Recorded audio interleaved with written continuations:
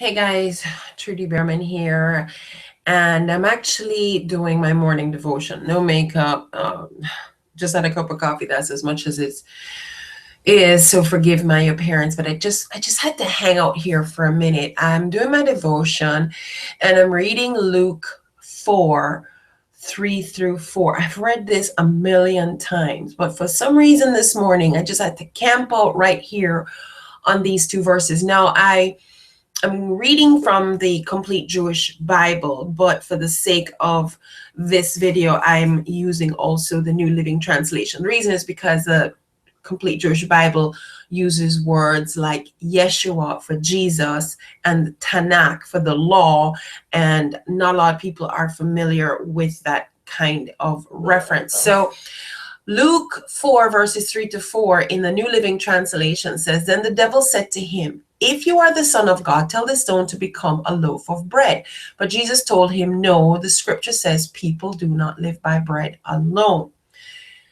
That is not the rendition that caught my attention, okay? And my focus was more on verse 4 than on verse 3. Verse 3 was kind of like a setup. So let me read it now for you in the Complete Jewish Bible, because that's really the one that got me. Okay.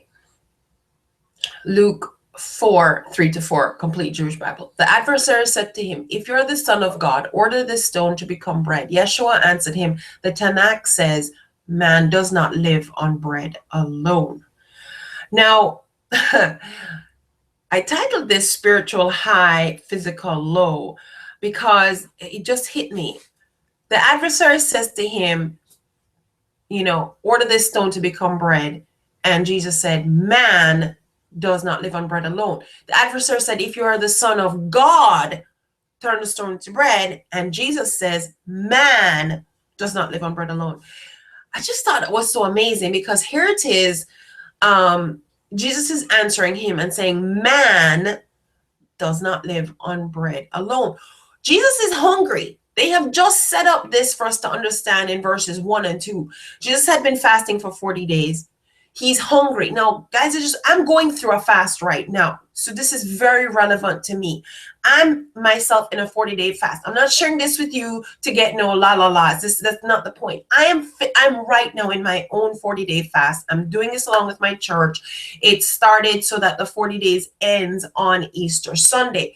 Now, I am not in a complete fast, but I've denied myself a whole lot of stuff. I'm basically stripped down to, in fact, it's right here on my list. It's okay for me to have, I'm looking at my chart here. Coffee, I can't live without my coffee. Coffee, veggies, fruits, beans.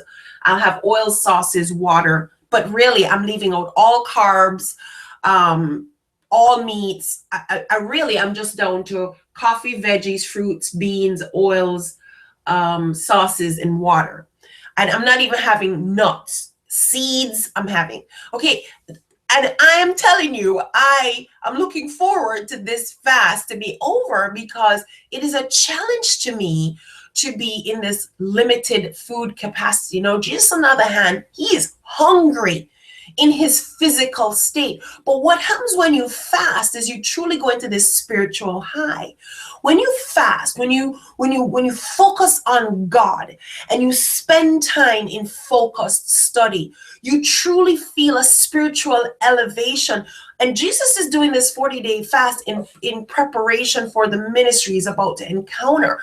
And it's always wise, before you take on some huge project that is beyond your physical human capacity, something which you need God's active involvement to make it come to reality, that you come before God and you seek what he has in store for you. That's what Jesus is doing in this time.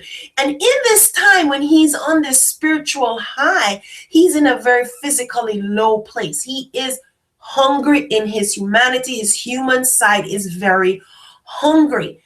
And the devil comes to him and is appealing to his carnal side.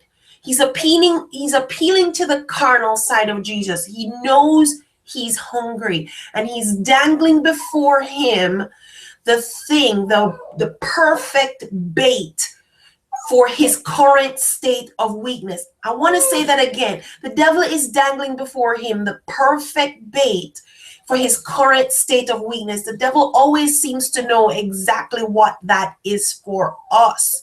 Now, it is amazing that Jesus answers him as the carnal state. He says, man does not live on bread alone, because the devil is appealing to his carnal side, his human side, and says, you're hungry, eat bread. And Jesus says, even in the carnal state, I'm not going to give in to you. Guys, this is huge. This is huge. This is huge. This is huge. I know this has been preached a million times. I've never heard this. I'm telling you, God has given me some amazing things. Now, remember, I'm a money person, guys. I'm all about money. Almost everything. My paralegal side brings me to the money trail. Always look for the money, and we're gonna probably find the motive. Jesus talks about money more than probably anything else in the Bible. And we talk, sometimes we refer to bread as money. We talk about, because it's so basic. And here it is that bread, bread, the human carnal weakness. This is where, and Jesus says, man does not live on bread alone. This is huge. Man does not live on bread alone. Even in our humanity, in our hunger, in our desperation, in our area of absolute weakness, we must remember that before we give in to the carnal, just before we give in to what satisfies us in our physical state, that we're to remember that we are beyond our human state. We have that side, and it's not sufficient. Even if Jesus ate that bread and satisfied his hunger, it would not have been satisfying. I mean, there's so much coming here to me. I don't want to preach a message this morning, but I have to record some of the things that are racing through my mind. I don't want to lose this, and I'm just recording it. I'm just sharing. I'm putting it out there as I get it, as it's coming to me. And I don't want to preach. Forgive me. I'm just gonna there's not gonna necessarily be any order to this. I'm just kind of like, as I'm thinking it, it's like I'm just camping out right here. Man, Jesus on a spiritual high, but he's in a physically low place. He is hungry. Man does not live on bread alone. Now, when we are in a financial hardship, we're in a financially low place. We're in a financially low place. And some of you are right there right now. I know I've been there. And I won't say I'm totally where I want to be, but I'm certainly out of the pit. But when you're in a financial pit, when you are financially hungry, when you're hungry for some money, you're so hungry. I mean, you can't even buy your next meal. You're that hungry. You don't even have enough to feed your family. You're that hungry. Sometimes this is the only time that we're driven to our knees, some of us, honestly. Sometimes this is the only time we're driven to our knees. And I want to remind you guys that even when you satisfy the physical, it is not enough. Man does not live on bread alone. And if you somehow satisfy the immediate, if you sacrifice the permanent on the altar of the immediate, as my mother used to say, and take care of eating that bread right now, it will not be satisfying. And it may even make you miss out on something else. So we have to be looking for more than bread alone. And it's amazing because bread shows up a lot in the Bible too, because even as we, pray, give us this day our daily bread, we have to even come to God daily for that bread. I don't want to go into another section, so camp out right here. Man does not live on bread alone. So I'm not even going to go into whether or not Jesus decided to challenge the devil on proving who he was. He didn't have to prove anything to anybody. But it's just the fact that here it is, the devil is appealing to his carnal nature. You're hungry, man. Hey, you're hungry. Just go ahead and take care of that. Just let's interrupt your spiritual relationship. Let me dangle something. You're in church and you're thinking about you're hungry, okay? Because the devil wants to distract you from what you're being fed off the pulpit, okay? The devil is constantly wanting to distract us from the more important thing that God is trying to show us. So he's going to dangle. It's a lot of your building businesses today. Okay, and the devil comes over here and he dangles some little shiny object. And instead of you sticking right here with what God has given you and building and taking care of what's right in your hand, you get distracted by this little glitter over here, which isn't even gold. We need to literally not get distracted by these other things and camp out on what is most important. Don't miss out. You may be a little hungry physically. You're sitting in church. You are a little hungry. Yes, you will in good time be able to get that meal. My fast time will be eventually over and these food limitations will go away. But I have to tell you, some of the spiritual eye openings that I've had, I would not have had if I wasn't in this time. I'm not saying this to get no kudos. Don't even mention. I mean, I don't. But it's just so relevant for me right now because I am also in my own 40-day fast. This is Jesus is in his 40-day fast, and this is when the devil wants to buzz over here, and take him away from what. I mean, I'm just gonna wrap this up right now, guys, because this has been going on a little while. But I just had to record this for me first of all. And who knows, this will probably, something out of this will come up in probably in the Bible on Business part 2, because I've written Bible on Business book 1. And if you, I'm going to put a link to it in the video later, go grab my book, The Bible on Business.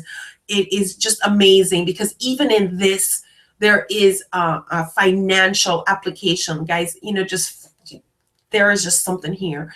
And I will pull it out for book number 2. I'll clean it up and everything, I promise. But I just had to just grab this right now, record it while it's just coming into my head. So I just wanted to camp out right here. I'm going to read the complete Jewish version again. Luke 4:3-4. The adversary said to him, "If you're the Son of God, order this stone to become bread." Yeshua answered him, "The Tanakh says, man does not live on bread alone." Man does not live. Man, your human, physical self, you will not be satisfied with just the things of this world. Meeting your physical, carnal, human needs alone is not enough. It's just absolutely not enough for us. So I just wanted to just leave that right here. I hope, if you get something out of this, please do me a favor, just write me a note in the comment area and tell me if you got anything out of this, because I'm so, forgive me, my appearance, I have no makeup on, I'm glad you can't smell my morning breath. All I've had is my coffee, guys. So I just had to just throw this out there and get that recorded. Trudy Behrman here, super simple to find at trudybehrman.com, and I look forward to connecting with you.